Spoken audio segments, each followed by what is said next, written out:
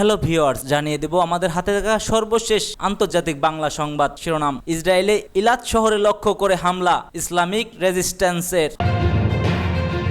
অন্যদিকে নাসরুল্লাহকে হত্যার প্রতিশোধে ছাড় দেওয়া হবে না বলল ইরান।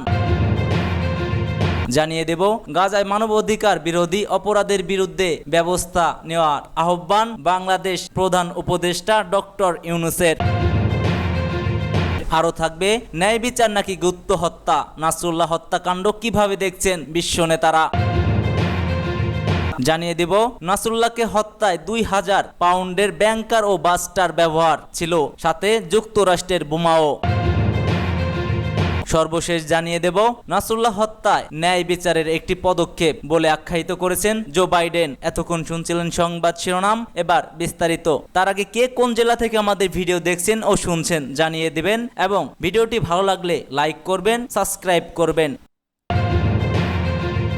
ইসরায়েলের ইলাত শহরে লক্ষ্য করে হামলা ইসলামিক রেজিস্ট্যান্সের। লেবাননের সশস্ত্র গোষ্ঠী ও ইরানপন্থী মিলিশিয়া সংগঠনের হিজবুল্লাহর প্রধান হাসান নাসরুল্লাহকে হত্যার প্রতিবাদে ইসরায়েলের ইলাত শহরে লক্ষ্য করে হামলা চালিয়েছে ইরাকের সশস্ত্র গোষ্ঠী ইসলামিক রেজিস্ট্যান্স। ভোরেই ছোড়া হয় ড্রোন। খবর জেরুজালেম পোস্টের এক বিবৃতিতে এই তথ্য প্রকাশ করেছে ইরানপন্থী সশস্ত্র গোষ্ঠী। প্রকাশ করেছে ড্রোন ছোড়ার একটি ভিডিও ফুটেজেও। বিবৃতিতে ইসলামিক রেজিস্ট্যান্স জানায় ফিলিস্তিনি ও ইরানের আগ্রাসনের জবাবেই এ হামলা। বর্বরতা বন্ধ না হলে হামলা অব্যাহত রাখবে বলেও ঘোষণা দিয়েছে সংগঠনটি। এদিকে স্থানীয় সময় সকালে ইলাত শহরের সম্ভাব্য হামলা সতর্কতা সাইরেন বাজানো তথ্য ইসরায়েলি বিভিন্ন গণমাধ্যমে প্রকাশ করলেও জানায়নি হামলার বিস্তারিত। উল্লেখ্য, লেবাননের বৈরুতে দাহিয়াতে হিজবুল্লাহ সদর দফতরে হামলা চালায় ইসরায়েল। হামলার পরই হিজবুল্লাহর প্রধান নেতা হাসান নাসরুল্লাহর মৃত্যুর বিষয়টি জানায় ইসরায়েলি প্রতিরক্ষা বাহিনী। পরে তার মৃত্যুর বিষয়টি নিশ্চিত করেছে হিজবুল্লাহ। খবর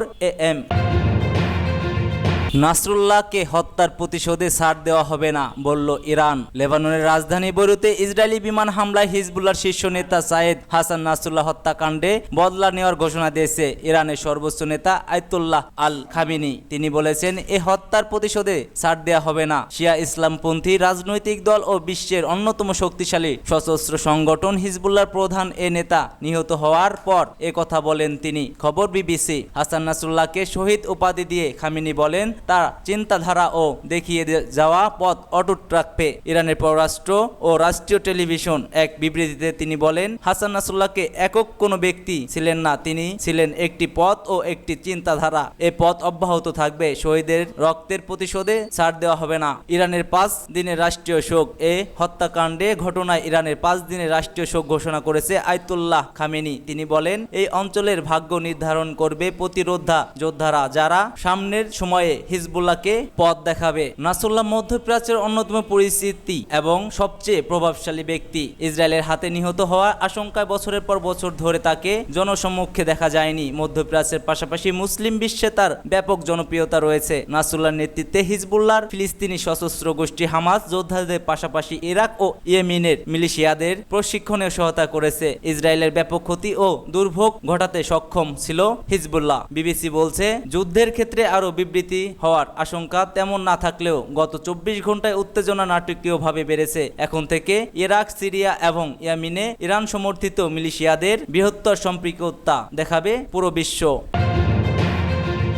গাজায় মানবতা বিরোধীর অপরাধের বিরুদ্ধে ব্যবস্থা নেওয়ার আহ্বান বাংলাদেশ প্রধান উপদেষ্টা ডক্টর ইউনূসের। ফিলিস্তিনের জনগণের বিরুদ্ধে যে মানবতা বিরোধীর অপরাধ হচ্ছে তার জন্য সংশ্লিষ্ট সবাইকে দায়বদ্ধ করার আহ্বান জানিয়েছে বাংলাদেশের অন্তর্বর্তীকালীন সরকারের প্রধান উপদেষ্টা অধ্যাপক মোহাম্মদ ডক্টর ইউনূস। একই সঙ্গে তিনি ফিলিস্তিনের জনগণের উপর চলমান নৃশংসতা বন্ধে অনতি বিলম্বে সম্পূর্ণ যুদ্ধবিরতির আহ্বান জানান। স্থানীয় সময় যুক্তরাষ্ট্রের নিউ ইয়র্কে জাতিসংঘের সাধারণ পরিষদে ৭৯তম অধিবেশনে দেওয়া ভাষণে এ আহ্বান জানান শান্তিতে নোবেলজয়ী ডক্টর ইউনূস। তিনি বলেন, বহুমুখী সংকটে জর্জরিত বর্তমান বিশ্বের যুদ্ধ এবং সংঘাতের ফলে ব্যাপক ভিত্তিতে মানুষের অধিকার খর্ব হচ্ছে। প্রধান উপদেষ্টা বলেন, বিশ্ববাসীর উদ্বেগে এবং নিন্দা সত্ত্বেও গাজায় গণহত্যা থামছে না। ফিলিস্তিনের বিদ্যমান বাস্তবতা কেবল আরব কিংবা মুসলমানদের জন্যই উদ্বেগজনক নয়, বরং তা সমগ্র মানবজাতির জন্যই উদ্বেগের। এছাড়াও তিনি রাশিয়া ইউক্রেন ইউক্রেন যুদ্ধের কথা তুলে ধরেন। গত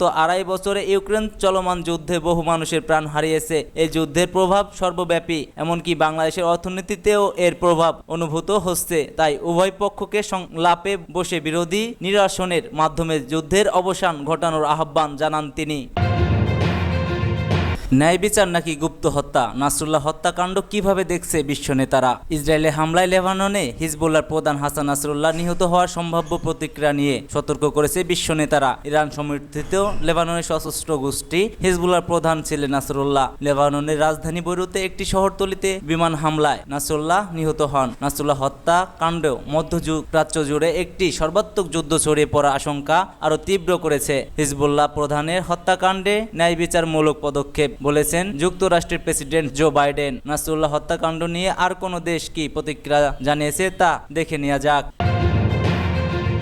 নাসরুল্লাহকে হত্যায় 2000 পাউন্ডের ব্যাংকার বাস্টার ব্যবহার ছিল যুক্তরাষ্ট্রের বোমাও। লেবাননের সশস্ত্র সংগঠন হিজবুল্লাহর প্রধান হাসান নাসরুল্লাহ হত্যায় ব্যাংকার বাস্টার ও বোমা ব্যবহার করা হয়েছে। এসব প্রতিটি বোমার ওজন সম্ভবত 2000 পাউন্ড। লেবাননে ইসরায়েলি হামলায় হিজবুল্লাহ প্রধান নিহত হন। 3 দশকের বেশি সময় ধরে তিনি সংগঠনের নেতৃত্বে ছিলেন। নাসরুল্লাহকে হত্যার জন্য হামলা চালাতে যে যুদ্ধ বিমানগুলো ব্যবহার করা হয়েছিল তার একটি ভিডিও প্রকাশ করেছে কঠোর ইসরায়েলি যুদ্ধাস্ত্র বিশেষজ্ঞ ও নিউ ইয়র্ক টাইমসের বিশ্লেষণ অনুসারে ইসরায়েলের যুদ্ধ বিমানগুলো 2000 পাউন্ড ওজনের বোমা বহন করছিল। ভিডিওর বিশ্লেষণ অনুযায়ী নাসরুল্লাহর উপর হামলায় কমপক্ষে 8টি যুদ্ধ বিমান ব্যবহার করে ইসরায়েল। যুদ্ধ বিমানগুলো ব্যাংকার বাস্টার বোমায় সজ্জিত ছিল। অন্তত 15টি ব্যাংকার বাস্টার বোমা ছিল যুদ্ধ বিমানগুলিতে। বোমাগুলোর প্রতিটি ওজন প্রায় 2000 পাউন্ড। এর মধ্যে যুক্তরাষ্ট্রের তৈরি LU-109 বোমাও ছিল। মার্ক বিমান বাহিনী হামলার নিশানা সংক্রান্ত ওয়েজ ব্রাইন ভিডিও পরিচালনা করছিলেন। নিউ ইয়র্কের টাইমসকে দেয়া বার্তায় বলে ভূগর্ভ সদর দপ্তরের থাকা নাসরুল্লাহর উপর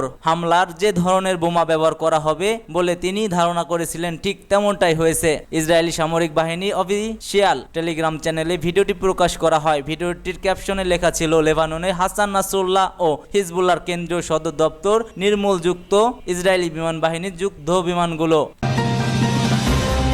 নাসরুল্লাহ হত্যা নিয়ে বিচারের একটি পদক্ষেপ জো বাইডেনের। লেবাননের হিজবুল্লাহর প্রধান হাসান নাসরুল্লাহ হত্যাকাণ্ড নিয়ে মুখ খুললেন এবার যুক্তরাষ্ট্রের প্রেসিডেন্ট জো বাইডেন। এই হত্যাকাণ্ডকে অসংখ্য ভুক্তভোগীর জন্য ন্যায় বিচারের একটি পদক্ষেপ হিসেবে বর্ণনা করেন তিনি। এসব ভুক্তভোগীর মধ্যে হাজার হাজার আমেরিকান, ইসরায়েলি ও লেবাননের বেসামরিক নাগরিক রয়েছেন বলে জানান মার্কিন প্রেসিডেন্ট বাইডেন। জোর দিয়ে বলেন যুক্তরাষ্ট্র সম্পূর্ণভাবে হিজবুল্লাহ, হামাস, ইয়েমেনের হুতি ও যে কোনো ইরান সমর্থিত সন্ত্রাসী গোষ্ঠীর বিরুদ্ধে ইসরায়েলের আত্মরক্ষার অধিকার সমর্থন করে। এছাড়া মার্কিন সেনা সদর দপ্তর পেন্টাগনে মধ্যপ্রাচ্য মার্কিন সামরিক বাহিনীর প্রতিরক্ষা অবস্থান আরও জোরদার করার নির্দেশও দিয়েছেন তিনি। এদিকে হাসান নাসরুল্লাহ হত্যাকাণ্ডের প্রতিশোধ নেয়ার অঙ্গীকার করেছে ইরানের সর্বোচ্চ নেতা আয়াতুল্লাহ আল খামিনি। এছাড়া তার মৃত্যুতে ইরানের 5 দিনের শোক ঘোষণা করা হয়েছে। ইরানের রাষ্ট্রীয় টেলিভিশনে পড়া এক বিবৃতিতে আয়াতুল্লাহ খামিনি বলেন, হাসান নাসরুল্লাহ একক কোনো ব্যক্তি ছিলেন না, তিনি ছিলেন একটি পথ ও একটি চিন্তাধারা। এই পথ অব্যাহত থাকবে। তিনি বলেন, শহীদদের রক্তের প্রতিশোধে ছাড় দেওয়া হবে না।